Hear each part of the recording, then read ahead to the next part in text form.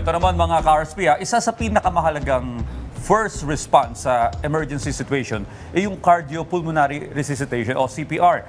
At alam nyo ba na sa bawat minuto, 7 hanggang 10% ng tsansa na mabuhay ang isang tao ay ang nawawala kung walang CPR at automated external defibrillator o yung AED na tinatawag. Kaya ngayong mga ka-RSP, ngayong National Day for CPR ay alamin natin kung gaano nga ba ito kahalaga at paano ito gawin ng tama.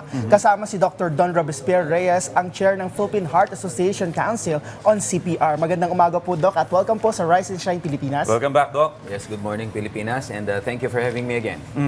Ito po, para sa mga kababayan po natin, ano po ba yung kahalagahan ng pagdiriwang ng National Cardiopulmonary Resuscitation Day at bakit ito kailangan ginugunita? Okay, maraming salamat sa ating presidenteng BBM dahil it's the second year ngayon na sinaselebrate natin ang National CPR Day. So, importante kasi na kailangan nating malaman kung halaga ng CPR kasi tulad ng sabi mo, marami kasi ang nagka-cardiac arrest, no? Kapag ito natin pansin natin yung nagka-cardiac arrest, mas marami yan sa out of the hospital. Kapag nag-cardiac arrest ka sa hospital, wala masyadong problema, may doktor dun eh. Pero kapag nag-cardiac arrest ka sa labas ng ospital, sinong magre-responde sa'yo? So, yun ang tinutukoy sana o yung gustong i-focus ng National CPR Day is yung kaalaman sana ng bawat Pilipino. Bawat Pilipino na sana marunong magligtas ng isang buhay. Ngayon, ang focus namin ngayon, yung Philippine Heart Association for this year ng National CPR Day. But we have been celebrating this day kahit noon pa na hindi pa dineclare kasi dineclare na namin ito na National CPR Day. Ang focus namin ngayon is to empower ngayon yung first responder team.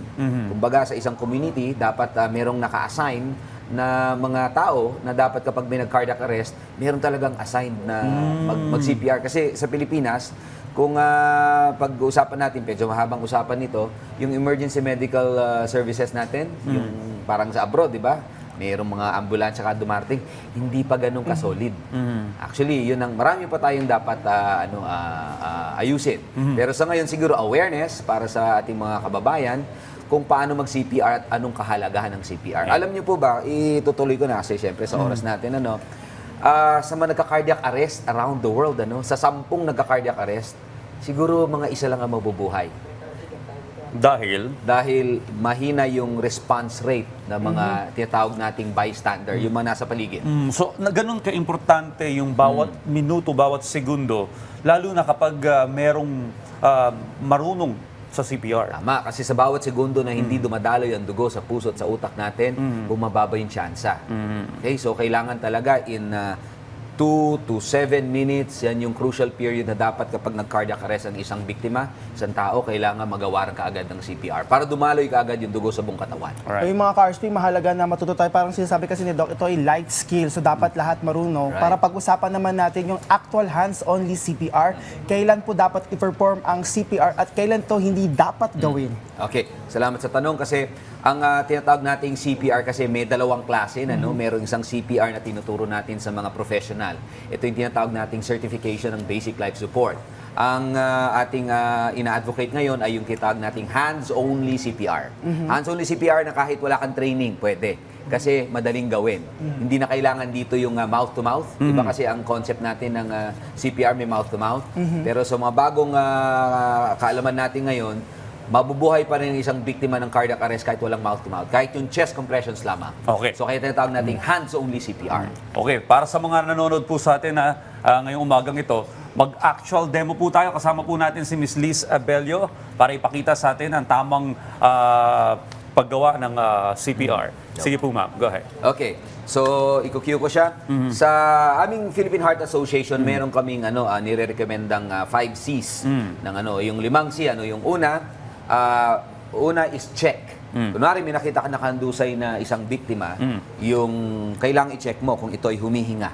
Hindi mo kailangang i-check kung siya ay may pulso kasi hindi ka trained, no? Okay. So hindi namin na-expect. Kapag sa tingin mo hindi siya humihinga, pwede mong tapikin ang kanyang balikat. Okay. At sabihin mo, sir, okay ka ba? Ate, o nanay. Okay. So tapikin mo. So pag hindi siya nagre-respond, ibig sabihin baka nag-cardiac arrest. Okay? Walang mali. Ang second na C, ang gagawin mo dapat ay magtakip ka. Okay, ito ay magtakip ng Ng bibig mukha? at saka ng ilong. Okay. Huwag mo masyado mukha. baka Okay, hindi mo dahil makita. po. Dahil po ito ay na ano namin nung pandemic kasi 'di ba, pwede kang mahawa. Okay. Tapos ang pandemic pero nandun pa rin kasi yung chance na mahawa ka sa mga nakakahawang sakit mula sa biktima. Okay. So, And then? but this is optional. That's the second C. The third C would be ikaw ay tumawag ng tulong. So kung merong 911 o kaya humihingi ka sa kapaligiran mo, tulong o kaya may 911 o any emergency number sa iyong locality, then do that. Okay. That's the third C. The fourth C is pag tumawag, yan na yung compress.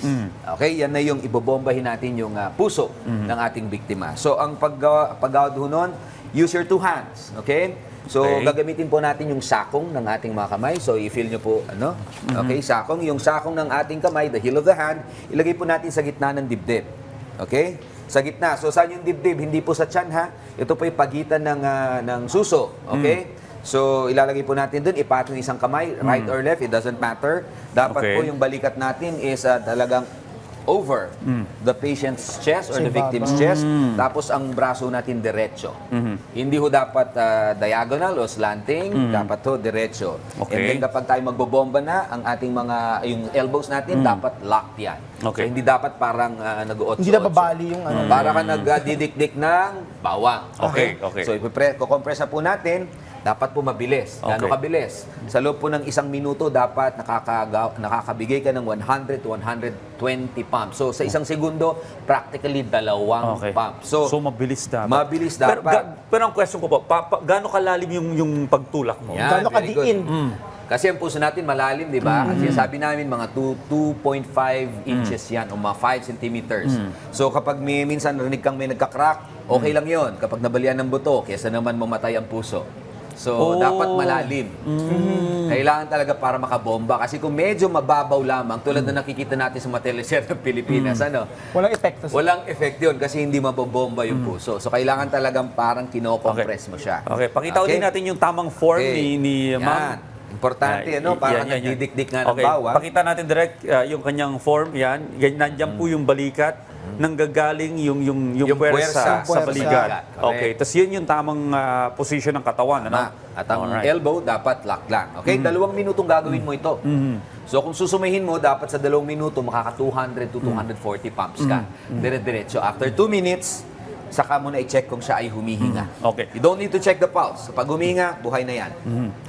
Dok, dagdag na lang, no? Magkakaiba ba yung CPR para sa edad? Like adult, sanggol, o senior citizen? Okay, basically kapag mga 10 years old, 12 years old, kapag medyo adult size na, same lang yan considered as adult yan. Pero kapag yung mga toddler, ganon, may special technique yan para sa mga bata. So, depende sa size, yung placement ng kamay, pero ito po ay mas nilalaan na po talaga namin sa mga professional, sa mga trained.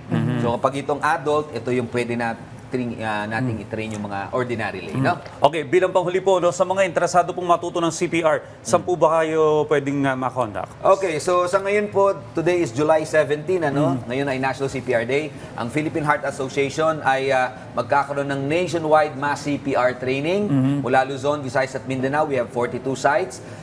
Kung gusto niyo pong sumali at matuto kung paano mag-CPR, check niyo lang po yung Facebook page ng Philippine Heart Association. Philippine Heart Association po, i-check niyo po yan, Facebook page. Nandun po yung mga sites kung saan kami pwedeng magturo ng libre. Wala pong bayad dito at masaya po Yan. ito. Mga RSP, grab that chance. Maraming salamat po ulit sa inyong mga payo, Dr. Don Robespierre Reyes. Maraming salamat. Maraming salamat, Dok. Thank you, thank you.